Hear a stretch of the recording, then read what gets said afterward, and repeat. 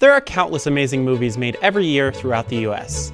But have you ever wondered which ones were filmed in your state? Today we're listing the best movies filmed in every state.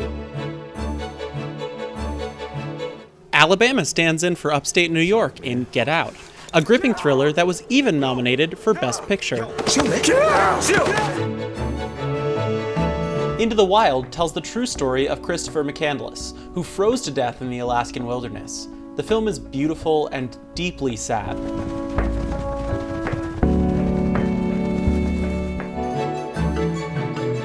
With a standout performance by Nicolas Cage, Raising Arizona is funny, chaotic, and dripping with style. Mud is a unique coming-of-age story of a drifter living on an island in the Mississippi River. It's an interesting portrait of America.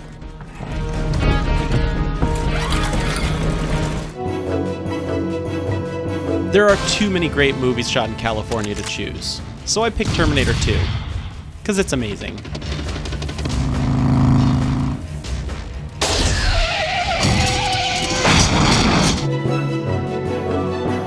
Quentin Tarantino's 8th film, The Hateful Eight, is like a 3-hour bottle episode set in a small cabin against the Colorado wilderness. It keeps you on your toes the whole time. So what happened to your horse? He's kind of old. Another Earth is a very unique independent film, and the whole premise of a literal other Earth floating in the sky plays second fiddle to a very down-to-earth human drama. Who doesn't love a Robin Williams movie?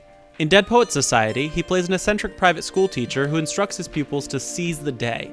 It's a tragic and delightful film. Captain, my captain. Sit down, Mr. Anderson.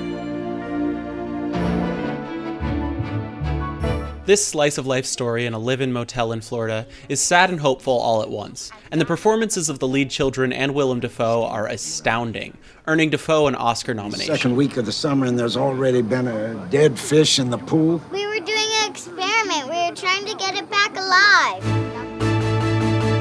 Atlanta is front and center in Baby Driver, an Edgar Wright-directed adrenaline ride with a kick-ass soundtrack, a clever script, and some great action.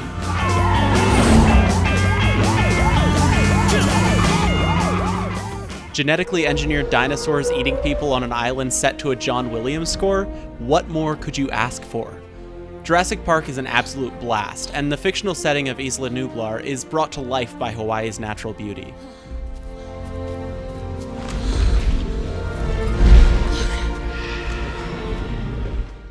Nobody expected Napoleon Dynamite when it came out in 2004. The humor is quirky in the truest sense of the word, and John Heater's mannerisms as Napoleon make for endless memorable moments. Perfectly capturing the ideal day of playing hooky, Ferris Bueller's Chicago hijinks and the very real story of uncertainty of friendships at the end of high school make for one of the best films of the 80s.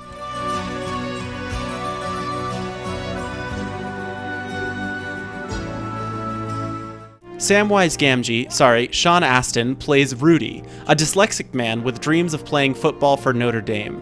It's a simple, heartwarming, true story.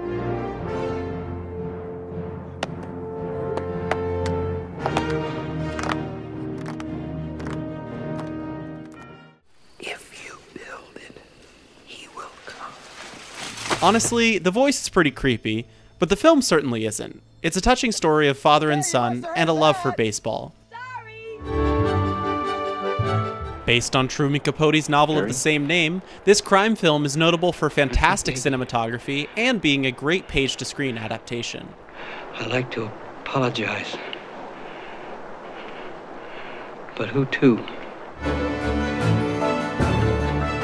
To be fair, only one of the 3 races in the film was shot in Kentucky, but that doesn't take away the fact that Seabiscuit is a great movie.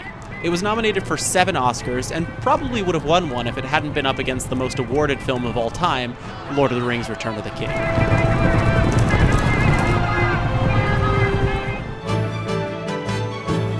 Like any Tarantino film, Django is profane, violent, and full of blood, but it's also exciting, hilarious, and has some standout performances.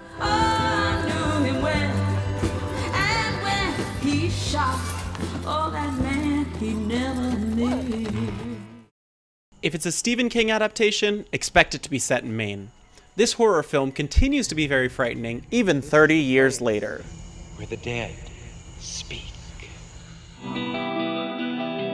One of the first examples of a found footage film, the Blair Witch Project's horror comes more from what it doesn't show than from what it shows.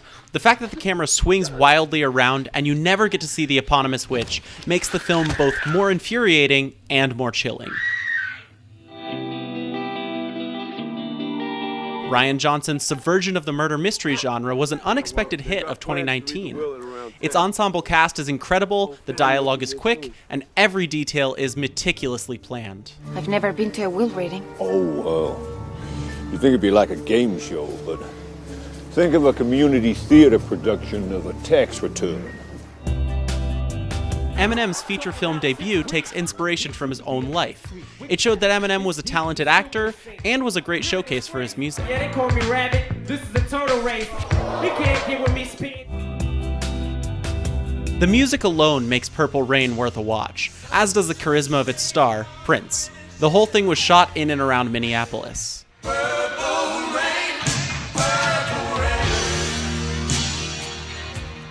You can feel the atmosphere of Oh Brother, Where Art Thou, and the award-winning soundtrack ushers along this fantastic Depression-era satire of Homer's Odyssey.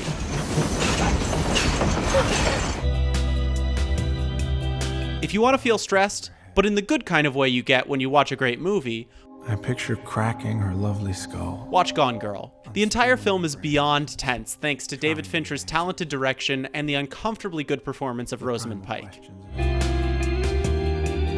I'd never heard of this film until recently, but thoroughly enjoyed watching Jeff Bridges and Clint Eastwood commit crimes throughout Montana. I was a little too much for them to handle, you know, so they sent me away to one of these boarding schools. Jack Nicholson's excellent performance as Warren Schmidt really is at the heart of this character-driven comedy that was filmed almost entirely in Nebraska. My name is Warren R. Schmidt, and I am your new foster father. The Hangover is one of those comedy movies that everyone talked about for years after its release. It's a roller coaster of action with tigers, Mike Tyson, drugs, and a missing friend set against the backdrop of the Vegas Strip. It's also pretty funny. Don't you worry, your pretty striped head. We're gonna get you back to Tyson and your cozy tiger bed, and then we're gonna find our bed. Another classic Robin Williams movie, Jumanji, is the story of a board game come to life. It's never not fun. It was filmed in and around Keene, New Hampshire. Hey, you!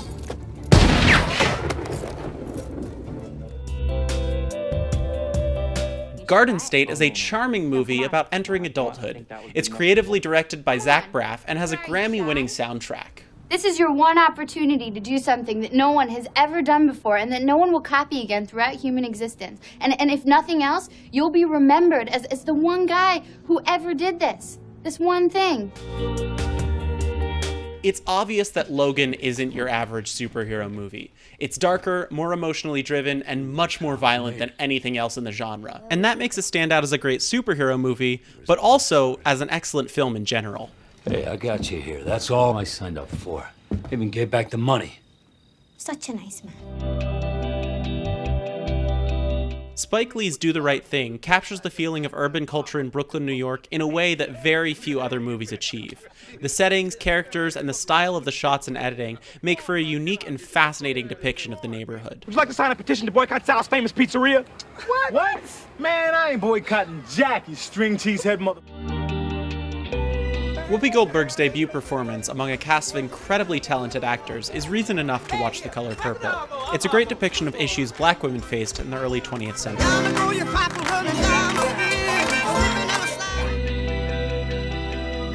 While the film bounces back and forth between North Dakota and Minnesota, the titular city is in North Dakota. It has murders, comedy, and accents for days. I've been sitting here an hour. He's peed 3 times already. Oh, I'm sure sorry. Shep told me 8:30. It was a mix-up, I guess.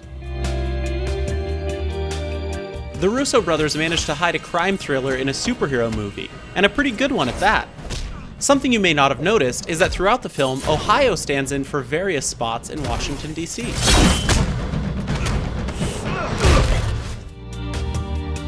The Outsiders was one of the first books I read to really make me feel something, and the film adaptation is a fantastic retelling of the story. It's a solid coming-of-age drama that was shot almost entirely in Tulsa.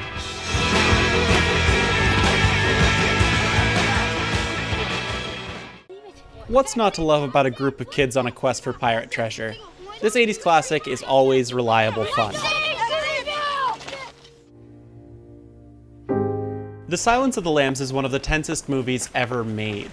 The threat of both Buffalo Bill and Hannibal Lecter seem all too real, and Anthony Hopkins' portrayal of Lecter is downright terrifying. Good evening, Clarice. Wes Anderson's distinctive tastes are on full display in Moonrise Kingdom. It's a colorful movie that's full of heart. Remember, this isn't just a search party. It's a chance to do some first-class scouting. Forrest Gump is an American classic.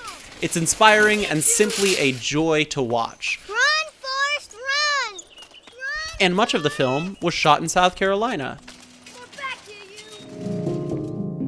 On its release, Dances with Wolves was applauded for its careful portrayal of the Sioux people. It's a long, epic film with a deeply engaging story.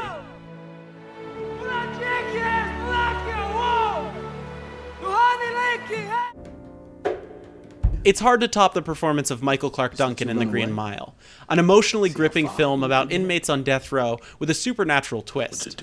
Much of the film was shot in and around the old Tennessee State Prison. On the day of my judgment, when I stand before God, and He asks me, why did I kill one of His true miracles?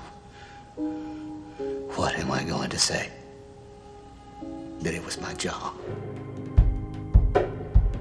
Javier Bardem is scary, at least in No Country for Old Men, a modern-day Western thriller that lives and breathes Texas. The unnerving plot keeps you on the edge of your seat for the whole 2 hours. Call it. All right. Heads, then.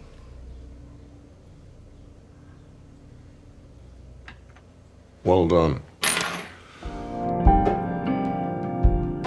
The prologue that starts off the third Indiana Jones movie takes place in the iconic Arches National Park in Utah. It's here that we get a taste of Indy's escapades as a young man. The film as a whole is also, in my opinion, the most fun of the whole series.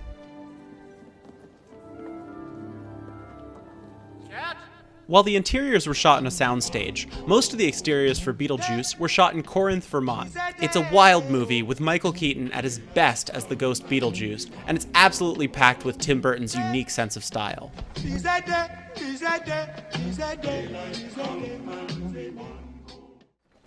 In this dramatic biography of the 16th president, Daniel Day-Lewis brings Abraham Lincoln to life with an incredible performance. The movie is worth watching for the production design alone, seamlessly transporting you back to an 1800s America. The Holy Land. There's a reason Nora Ephron kept casting Tom Hanks and Meg Ryan. They're two of the most charming actors to ever grace the screen. Though they barely meet in this movie, their chemistry is palpable in a way that only Ephron seems capable of creating. You breathe in and out all day long, and then after a while, I won't have to remind myself to get out of bed. Super 8 feels a lot like an 80s blockbuster in the vein of E.T. or The Goonies. A lovable group of friends trying to make a movie lie at the heart of this exciting sci-fi thriller. Oh my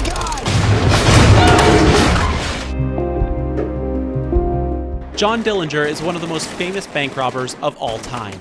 Public Enemies is an exciting depiction of Dillinger's story and was filmed in several locations in and around Milwaukee.